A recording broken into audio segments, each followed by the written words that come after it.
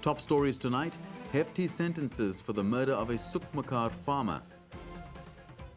Former Correctional Services Minister Khulekane Sithole withdraws his Labour Court application. And a tornado causes widespread damage near Newcastle. It's 8 o'clock. Good evening and welcome. Good evening. Heavy sentences were passed today on two men found guilty of murdering a well-known Sukmakar farmer a year ago. Johannes Tobakhale and Jackson Machaba were sentenced to life imprisonment and 31 years respectively. Meanwhile, 3 more farmers have been attacked in separate incidents in KwaZulu-Natal. 76-year-old Ruthnam Govender was attacked and killed on his farm at Tongaat. 2 other farmers, Nicholas Leibrand and Alistair Smith, were attacked and injured. No arrests have yet been made. In passing sentence on Johannes Tobakhale and Jackson Machaba, Judge Smith said the farmers' killing had not only shocked the local community, but the whole country. In August 1998, Andre Breitenbach was shot and killed at his Sukmakar farm. Hunting rifles, a bakkie and a knife were stolen. Breitenbach's body was found lying in a bush with car number plates next to his head. His bakkie was later found burnt out, apparently to destroy evidence. The rifles, including the one used in the murder, were later found in possession of the accused. Judge Smith sentenced Johannes Tobakhale to life imprisonment. He also received 15 years for robbery and 8 years for malicious damage to property and illegal possession of firearms and ammunition. Tobakhale is currently serving 12 years for attempted murder. His accomplice, Jackson Machaba, was sentenced to 18 years for murder, 12 for robbery and 4 years for malicious damage to property and illegal possession of firearms. I'm very happy about the sentence because the perpetrators have been taken out of society now. According to police, 41 incidents of farm attacks have been reported since January last year.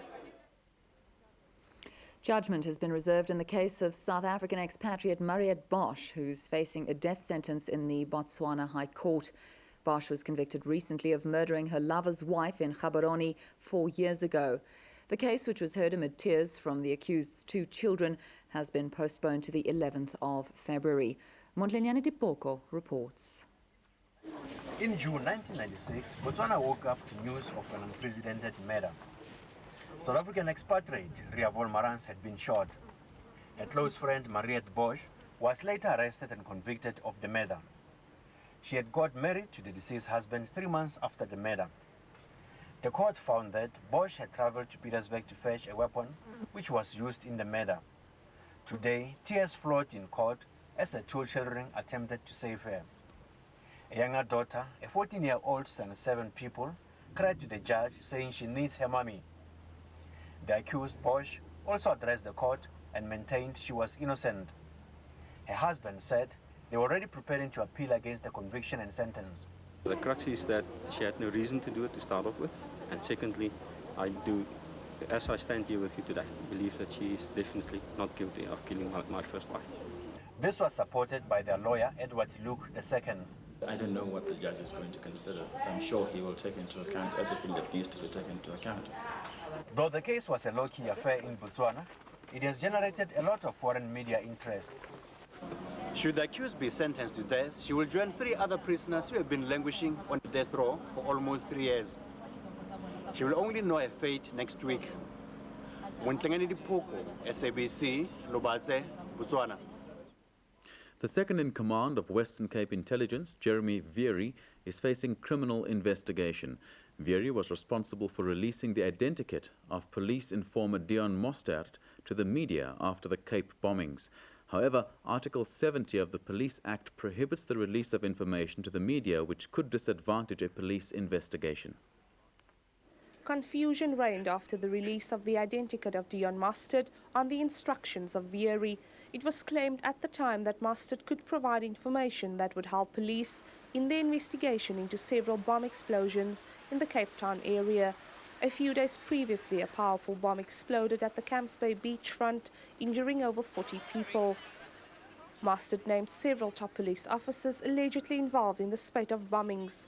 However, on the night after the identikit was released, Mustard was arrested in the company of 2 police officers attached to the anti-corruption unit. Former Police Commissioner George Fivers later dismissed Mustard as a chronic liar, saying it was premature of Veery to have released the identikit without consulting his seniors. Veery is facing a criminal investigation in terms of Article 70 of the Police Act. If Veery is found guilty of contravening the Act, he could be fired from his high-profile job.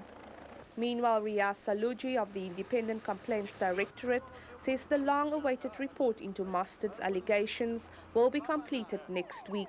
Crystal Audison, SABC, Cape Town. The South African government is under pressure to release the findings of an investigation into alleged spying at the German embassy in November last year. The investigation, initiated by Intelligence Minister Joan Nhlanhla, has now been completed and the results are in the hands of the Interministerial Committee. Denzel Taylor reports.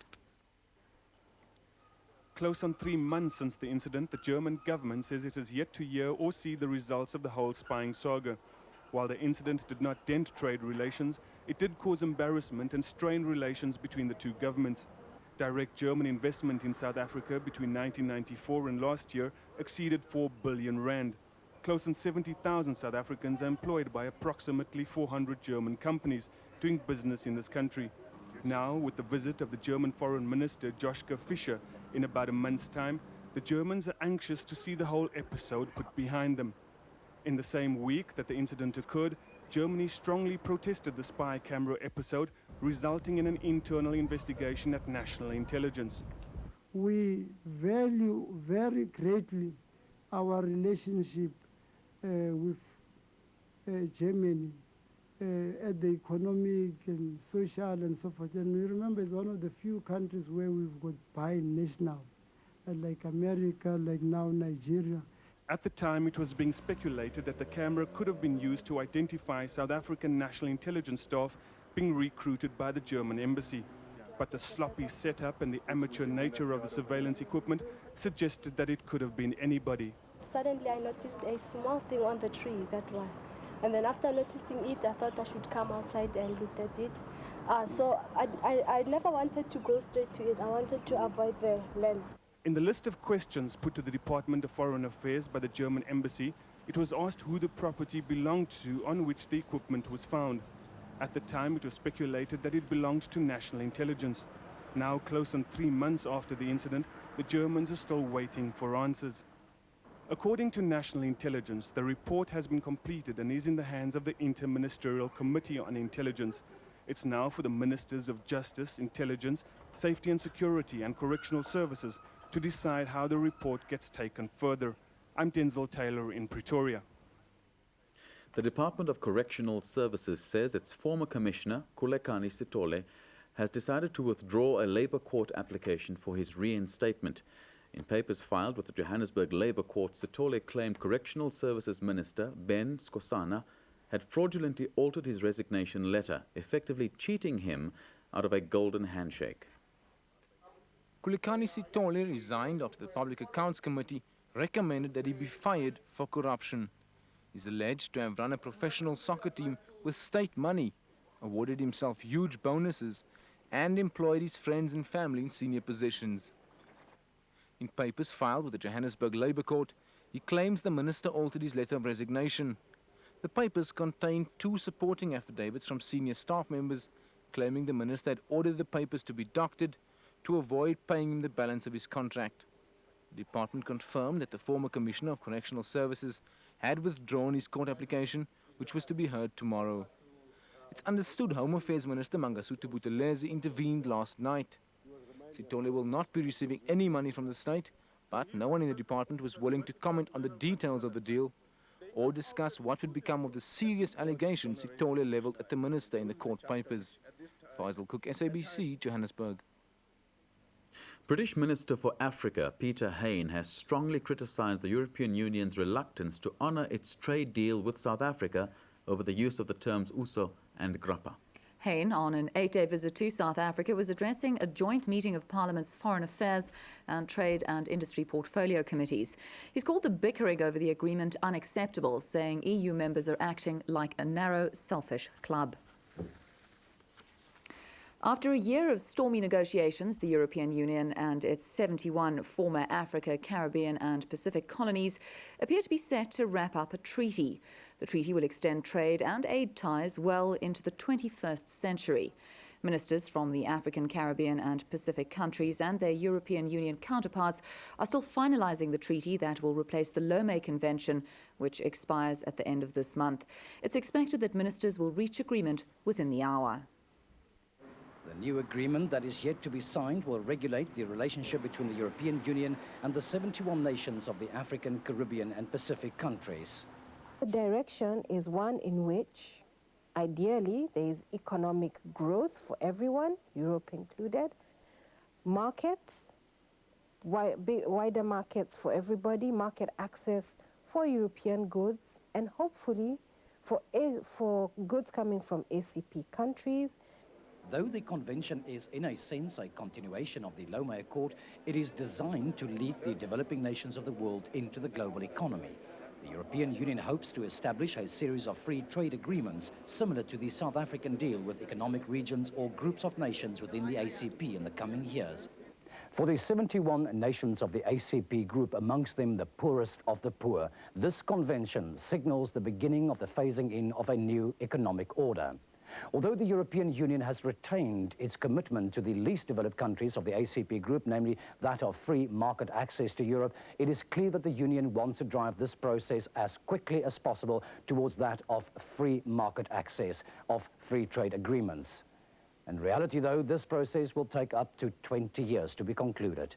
Johan Alles, SABC, Brussels.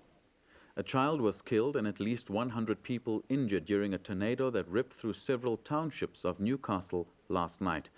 Homeowners and shopkeepers assessed the damage today, and the local council says it will apply to have the storm zone declared a disaster area. The tornado lasted only an hour, but in its wake it left a trail of damage. Hailstones as big as tennis balls shattered windows. Roofs were ripped off and crumpled up like pieces of paper. As it is now, we've got no electricity, our roofs are gone, and the cars, as you can see behind me here, they cannot pump petrol, and we are stuck now. We don't know what to do. The local council says it's appealed to the provincial government to assist with the rebuilding of the area. A committee of welfare experts will assess the damage tomorrow.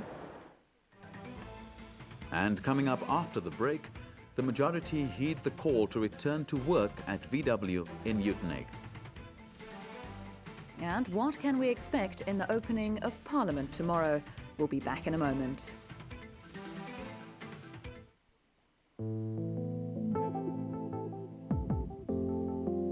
One day, we'll be able to view the latest fashion one moment and buy it on the internet the next. That day isn't in the distant future. It's in the digital world of Panasonic today. Welcome home. Welcome. Come on in and close the door. I thought of all the things I'll say. When a chip as irresistible as Lay's introduces a new sour cream and onion flavor, there's no more Mr. Nice Guy. Welcome home.